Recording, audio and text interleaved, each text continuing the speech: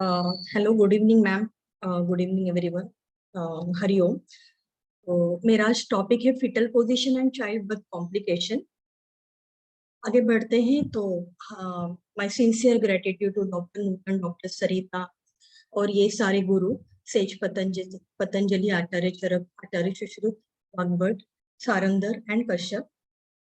तो as ma'am said earlier, तो बस हमेशा अंधेरा बुरा नहीं होता है। तो in the womb darkness germinate the seed of light. तो all great human beings born through this dark, even darkness, even God. तो यहीं से मतलब एक एनर्जी जन्म लेती है, एक सोल जन्म लेता है। तो let's move to our topic, child birth, प्रसव। तो चाइल्ड बर्थ ये जो प्रोसेस है, जिसको आयुर्वेदिक टर्म प्रसव है। तो इन आयुर्वेदा आचार्य सुश्रुत, आचार्य भेल, आचार्य डलहन, उन्होंने बहुत सारे डेफिनेशन दिए हुए हैं। और जो नॉर्मल वेजाइनल डिलीवरी होती है उसको प्राकृत प्रसव बोलते हैं। तो चाइल्ड बर्थ या प्रसव कैसा होना चाहिए? तो ये फैक्टर्स है। तो ऑनसेट स्पॉन्टेनियस होना चाहिए।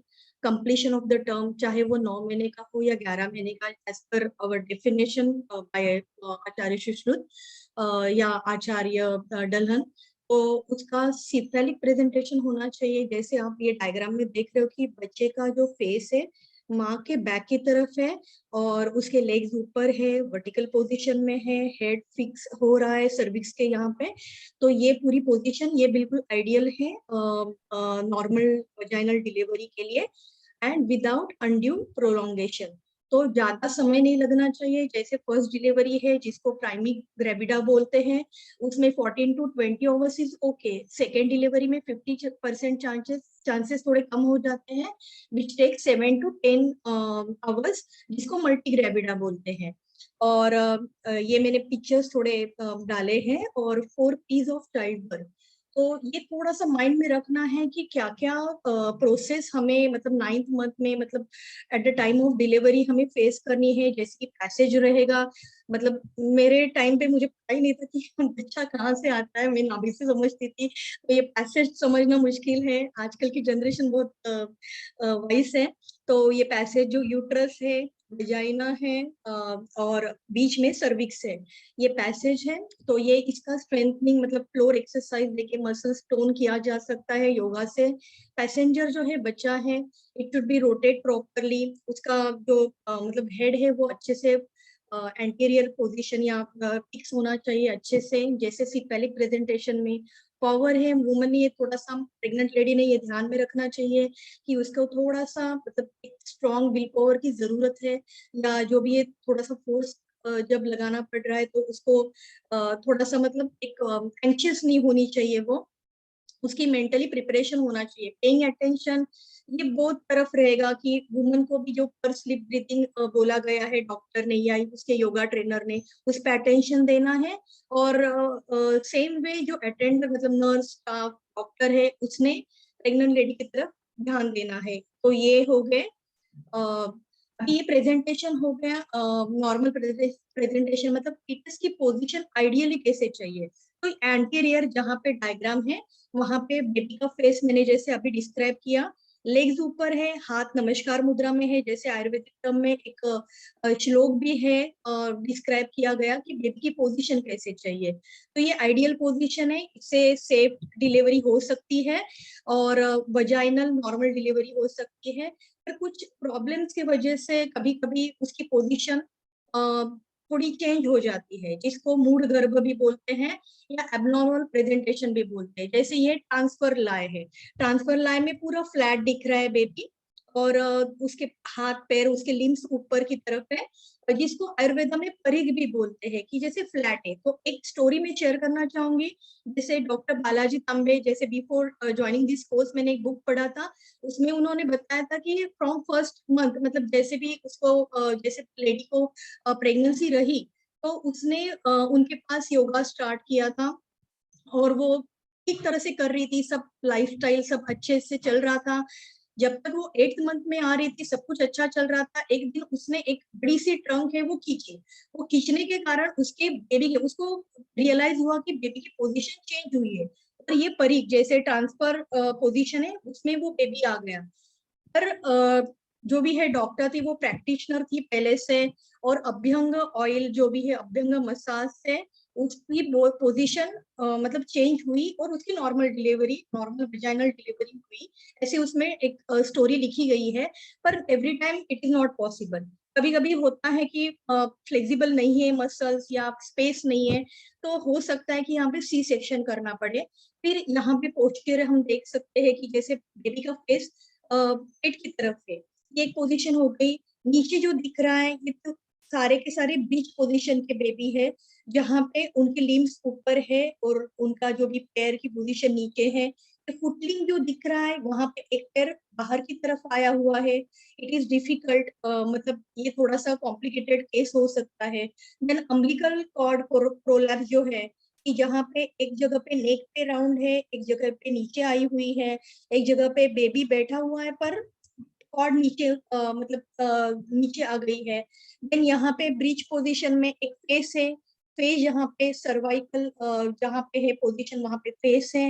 यहाँ पे ब्रो मतलब थोड़ा फोरहेड की तरफ बेबी का फेस है। यहाँ पे ब्रिज पोजीशन फिर से एक बार दिखाई है।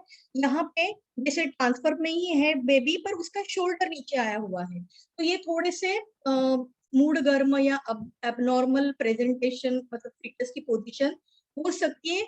ये क्यों होती है अभी देखेंगे, ये क्यों हो रही है, मतलब अभी ये पोजीशन पूरी गलत हो रही है, सॉरी। तो जर्की मूवमेंट जैसे जोर जोर से पैर हिलाना है, या कहीं पॉट होल से वहां पे कार लेके जा रहे, स्कूटर लेके जा रहे, जर्की मूवमेंट हो रहा है। और फिर रॉन्ग पोजीशन, सिटिंग पोजीशन, जैसे आप ये एक लेडी देख सकते हो कि ये रॉन्ग पोजीशन है बैठने की। अनवांटेड प्रेगनेंसी रहती है, कभी कभी होते हैं कि चांसेस कि नहीं चाहिए प्रेगनेंसी और मिसकैरेज का थोड़ा सा ट्राई करते हैं, तो इस वजह से पोजीशन थोड़ा सा रॉन्ग हो सकता है। Holding the urge of urination motion जो भी है होल्ड करके रखना, wrong food habit, imbalance of apan vayu, जैसे पंच प्राण है तो अपान वायु एक्सक्रीशन के लिए ज्यादा इंपॉर्टेंट है कि जो मोशन मेंस्ट्रुएशन या चाइल्ड बर्थ के लिए वो इम्पोर्टेंट रहता है, इसमें इम्बैलेंस होने की वजह से। Weak pelvic muscles, mental health of mother थोड़ी स्ट्रेस में है, बहुत ज्यादा डिप्रेशन में है। अभी जैसे ये लेडी देखते हो तो ओवर एक्सर्शन हुआ है उसको, और उसके वजह से भी ये वेट लिफ्ट कर रही है, उसके वजह से भी रॉन्ग एक्सरसाइज, रॉन्ग योगासन और एक्सेस एक्सरसाइज उसके वजह से भी। Then move ahead. अभी complication related to child birth, क्यों होता है कॉम्प्लिकेशन? तो होता है कि जैसे क्रूशियल 3 महीने पहले रहते हैं वैसे क्रूशियल लास्ट मंथ के भी रहते हैं। तो जैसे थर्ड ट्राइमेस्टर शुरू होता है, जिनको बहुत प्रोलॉन्ग हाइपरटेंशन है, गेस्टेशनल डायबिटीज है और अल्कोहलिक है, स्मोकिंग की आदत है, तो उनको हो सकता है कि स्पॉन्टेनियस वजाइनल ब्लीडिंग शुरू हो सकता है कि प्रीमैच्योर डिलीवरी हो। डीप वेन थ्रोम्बोसिस, जिनको वेरिकोज वेन्स है, वेरिकोज वेन्स काफ मसल की तरफ रहते हैं, तो जब यूट्रस प्रोलॉन्ग होता है, थोड़ा सा एनलार्ज, सॉरी प्रोलॉन्ग नहीं एनलार्ज होता है, तो वेट अपने आप लोअर बॉडी की तरफ होता है। जैसे पैर में थोड़ा सा स्वेलिंग, एडिमा फीट होते हैं, पैर में स्वेलिंग हो जाते हैं, तो इसके कारण क्या होता है, ब्लड फ्लो नीचे की तरफ आता है। बट वेरिकोज वेन की वजह से जो वीनस, जो ब्लड डीऑक्सीजनेटेड ब्लड जो हार्ट की तरफ जाना चाहिए वो ठीक तरह से नहीं जाने के वजह से जैसे वेन में वॉल में थोड़े क्या बोलते हैं क्लॉट्स होना या थोड़े से ब्लॉकेजेस होना, उसकी वजह से कॉम्प्लिकेशन हो सकते हैं। तो मेडिकेशन से ठीक किया जा सकता है, पर ऑलवेज डॉक्टर सजेस्टेड कि पहले वो ट्रीट करो और फिर कंसेप्शन करो। तो देन एबनॉर्मल फीटस प्रेजेंटेशन जो हमने पहले देखा हुआ है, अम्बिलिकल कॉर्ड प्रोलैप्स वो भी देखा हुआ है। Excess and less amniotic fluid, तो एमनियोटिक फ्लूइड तो जरूरी रहता है, पर लेस और एक्सेस क्यों होता है? तो अगेन इम्बैलेंस, जैसे माल न्यूट्रिशन है, जेस्टेशनल डायबिटीज है, हाइपरटेंशन, स्ट्रेस की वजह से ये इसमें कम ज्यादा हो सकता है। तो इसके कारण प्रीमैच्योर डिलीवरी या जैसे भी हो जो चेंजेस बच्चे में जो पोजीशन में चेंजेस वो हो सकते हैं। Then types of child birth process, अभी ये सब कॉम्प्लिकेशन के बाद डॉक्टर क्या डिसीजन लेते हैं वो डॉक्टर के ऊपर रहता है, वो सिचुएशन के ऊपर रहता है। हमेशा ऐसा देखा गया है कि बिल्कुल एक्सरसाइज करते तो भी कभी कभार कॉम्प्लिकेशन आ सकता है। तो वजाइनल नॉर्मल डिलीवरी ये दो सेफेस्ट रहता है विदाउट एनी मेडिकेशन, मतलब जैसे भी नेचुरल प्रोसेस ये वजाइनल नॉर्मल डिलीवरी का रहता है, सेफेस्ट है और इजी है। देन फोर्सेप डिलीवरी में क्या होता है कि डॉक्टर अगर बच्चे का हार्ट बीट चेंजेस हुआ है या उसका हेड थोड़ा सा स्टक हुआ है, तो एक स्पून जैसे एक इंस्ट्रूमेंट लेके उसका हेड सेट करने की कोशिश करते हैं, उसके अलाइनमेंट, और उसको मतलब बाहर निकालने की कोशिश करते हैं। देन वैक्यूम एक्सट्रैक्शन, जहाँ पे एक प्लास्टिक कप जैसे रहता है और वैक्यूम के सहारे उसको थोड़ा सा बाहर की तरफ, जैसे स्टक है बेबी और उसके हार्ट बीट थोड़े कम हो रहे, चेंजेस आ रहा है, तो बेबी को बाहर निकालने की जरूरत है, तब वैक्यूम एक्सट्रैक्शन दे सकते हैं। एपिसियोटोमी कहाँ पे, जहाँ पे डायग्राम में आप 1 2 3 नंबर देख रहे हैं, वहां पे वजाइनल ओपनिंग और एनस के बीचों बीच एक सर्जिकल कट देके, अगर हेड स्टक है या बच्चा बाहर नहीं आ रहा है, प्रोलॉन्ग टाइम ले रही लेडी, लेबर पेन बहुत ज्यादा है पर बच्चा बाहर नहीं आ रहा है, तो ये सारे कट जहाँ पे मतलब दिया है डायग्राम में, वहां पे कट देख के वो मतलब वो मेल्ट भी हो जाते हैं, आइस पैक लगाते हुए उसके बाद वो मेल्ट भी हो जाते हैं। देन एमनियोटॉमी, वहां जहाँ पे वाटर सैक जो वाटर बैग रहती है उसको ब्रेक करके किया जाता है। C section again abdomen and uterus में कट करके, अगर कॉम्प्लिकेशन ज्यादा आती है तो सी सेक्शन के लिए डॉक्टर सजेस्ट करते हैं। Again other than this water birth भी है और इंड्यूस लेबर भी है। इंड्यूस लेबर में इंजेक्शन ऑक्सीक्लोनिन का देके या जेल से के सहारे वो दिया जा सकता है। Now how can we prevent, सब ये सारे कंडीशन है, कॉम्प्लिकेशन है, ये सारे प्रिवेंट कैसे कर सकते हैं? तो प्रिवेंट करने के लिए 5 इज इम्पोर्टेंट है। 5 इज हेल्दी, अभी strength, stretch, suppleness, space and stability किससे आएगा? ये सिर्फ योगा से ही होगा। तो योगा इज द मस्ट, जो पहले से जो प्रेगनेंसी है तो उसमें स्ट्रेंथ, मॉरल बिल्डिंग के लिए या कॉन्फिडेंस लाने के लिए, स्ट्रेंथ लाने के लिए योगा इज इम्पोर्टेंट, क्योंकि उसको कॉन्फिडेंस आएगा। स्ट्रेच अगेन मसल्स का, अगर वो फ्लेक्सिबिलिटी सिडेंटरी लाइफस्टाइल में तो होगा नहीं, सी सेक्शन ही होगा, तो इस वजह से stretch is important for woman. Suppleness, flexibility भी चाहिए, स्पेस चाहिए कि जो लास्ट के ट्राइमेस्टर पे स्पेस चाहिए रहता है एमनियोटिक फ्लूइड एंड वूम की तरफ, तो वो स्पेस क्रिएट करता है। स्टेबिलिटी, जैसे स्टेबिलिटी सिर्फ योगा आपके फिजिकल बॉडी पे वर्क नहीं करेगा, वो मेंटली भी करेगा, because it is balance between body and mind and soul.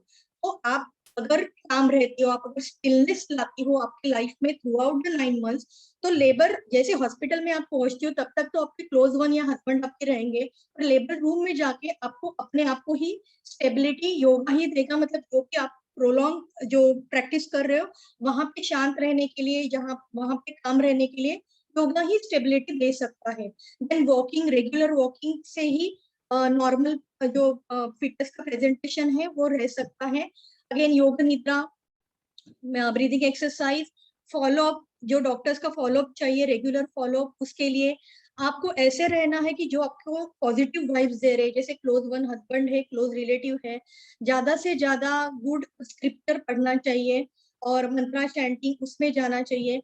पर निगेटिव थॉट्स या निगेटिव जो पीपल है जो आपको आपके लाइफ में स्ट्रेस ला रहे हैं, उनसे थोड़ा दूर रहना चाहिए। उसके बाद at the time of delivery positive thoughts, breathing techniques, जो पर्स ब्रीदिंग योगा ट्रेनर या डॉक्टर आपको सजेस्ट कर रहे हैं वो करनी चाहिए। अभ्यंग एंड एरोमा थेरेपी, जो अभ्यंग मैंने अभी बताया कि जो डॉक्टर बालाजी तांबे ने वो थोड़ा सा वो मसाज करके उनकी उसकी मूवमेंट ठीक की। देन अगेन आपको हॉस्पिटल ऐसा देखना चाहिए कि वो क्लोज हो, आपकी फाइल, जैसे आपका डिलीवरी का टाइम आ रहा है तो आपको फाइल और ये सब रेडी रखना चाहिए। और उसके बाद हॉस्पिटल भी ऐसे ढूंढने चाहिए कि वेल इक्विप हो, थोड़े एडवांस उसमें मतलब है कि अगर इमरजेंसी के लिए आपको अगर लगे कि अब तो चेंज नहीं कर सकते हॉस्पिटल, अगर इमरजेंसी आई तो ये सारे हैं कि पॉइंट्स आपको याद रखने हैं। And big thank you to ma'am doctor. मतलब मुझे अभी भी याद है कि मैंने एक फियर फैक्टर में मैम को फोन किया था कि मुझे डर लगता है, बाकी तो मैं कोर्सेज कर चुकी हूँ, पर प्रेगनेंसी योगा के लिए मैं बहुत ज्यादा हेजिटेट हो रही थी। पर हार्दिक सर ने कहा कि नूतन मैम के पास जाओ और तुम्हारा वो डर जो है वो दूर करेगी। और मैंने अभी तक, मुझे याद है मैम ने बताया था कि आपको फियर है, वो फियर निकालने के लिए ये कोर्स है। और सीरियसली मेरा फियर अभी निकल चुका है। मेरे कॉन्फिडेंस, मतलब ओशन ऑफ नॉलेज था मैम का जो लेक्चर। और ऑनेस्टली मैं बोल रही हूँ कि अभी तक जो भी कोर्सेज थे ऑनलाइन थे, मेरा हमेशा घड़ी पे ध्यान जाता था कि अरे अभी थोड़ा बोर हो रहा है, कब खत्म होगा। पर सीरियसली मैम के लेक्चर में मैंने तो, मतलब 5 दिन चला, पर मतलब सेशन मेरा हेल्थ इशू के वजह से मेरा मिस हुआ।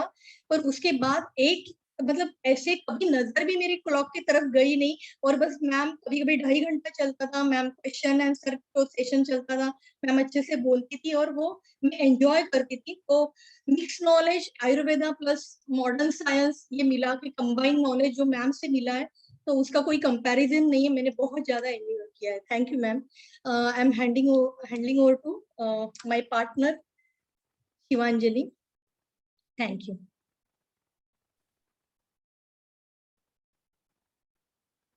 Good evening, everyone.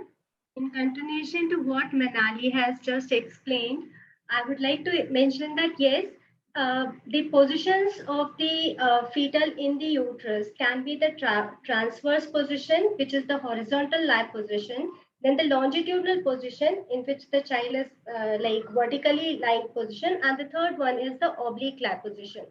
Now, when I say that the horizontal position, then if this position is maintained even till the time of the labor pain, then the delivery has to happen abdominally. That is the C-section, because the vertex position is not being adopted by the baby. In the longitudinal position, if the child comes into the vertex position, then it happens vaginally. And oblique position can have a few combinations of it, wherein the baby is not, it's just rotating, and it's rotating randomly inside the amniotic fluid. So the feet or the shoulder, face, bro, any part of the body can come into the cervix section, and that also has to be performed abdominally. Coming to the next slide.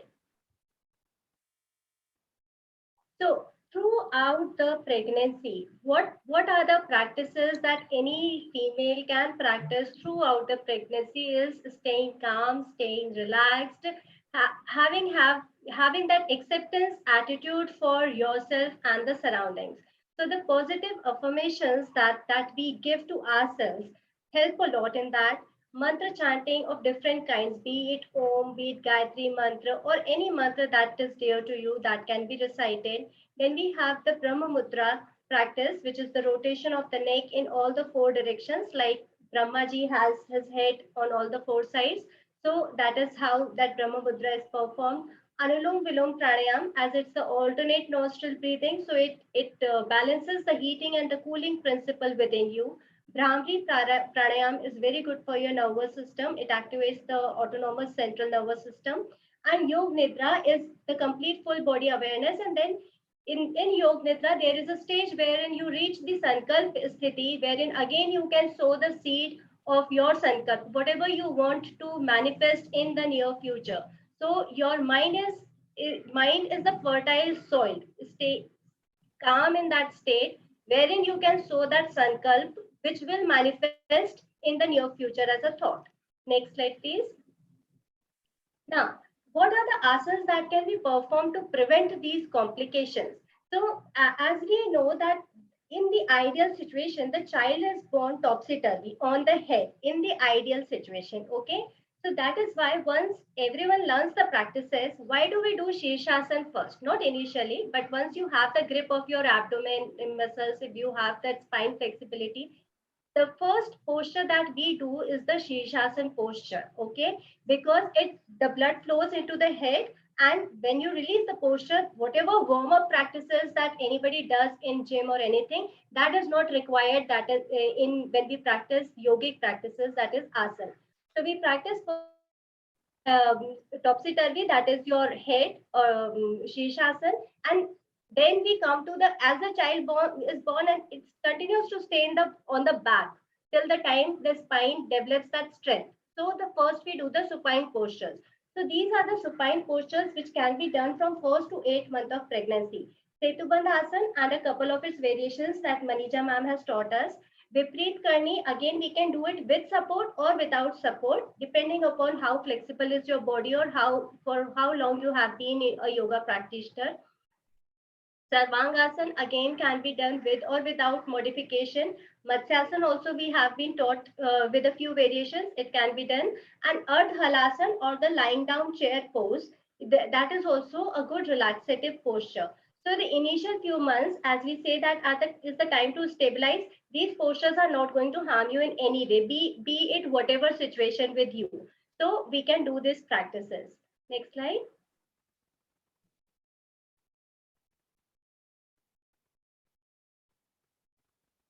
Now, once the child's spine strength is Manali, one slide back. Yeah. Once the child's spine strength is developed. Sitting pose? Yeah, this is fine. No, after supine sitting postures. Once the child's baby's spine gets that strength, then the child learns to come on the belly, that is on the stomach. So ideally we do the prone postures then, but in pregnancy we avoid all prone postures. Okay, so after your spine is strength and your core muscles are developed, the child learns to sit. So that is how we perform the sitting postures. So coming to Vajrasan, cat and cow pose and its variations, Bhadrasan, that is the butterfly pose, Shashankasana with the support of the bolster, and Ushtrasana and Malasana. These practices can be performed in the sitting postures category when we talk about the complications of the fetal, okay, during the childbirth. I mean, in the uterus. Next slide.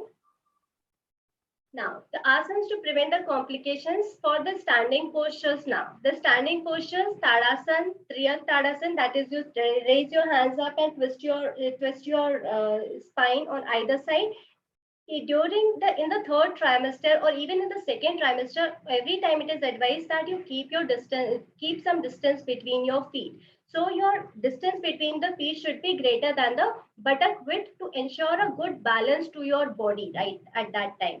Then we can do Trikodasana along with its variation. I mean, of course, you will need some yoga teacher to guide you during that time.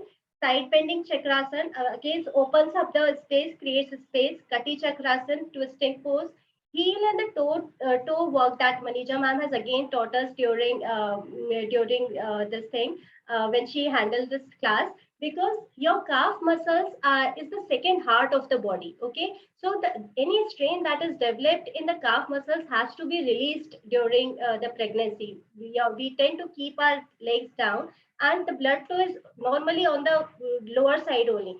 To avoid any complication generated because of varicose veins and all, we should be doing this heel and the toe walk. It also gives a lot of strength to your knee. Then the waist rotation in all the four directions. Ardha Chakrasana in the standing way. Utkatasana again gives you strength in your quadricep muscles.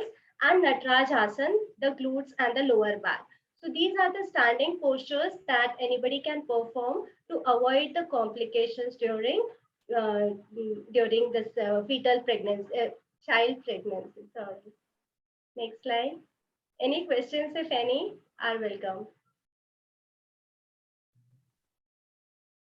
Thank you so much.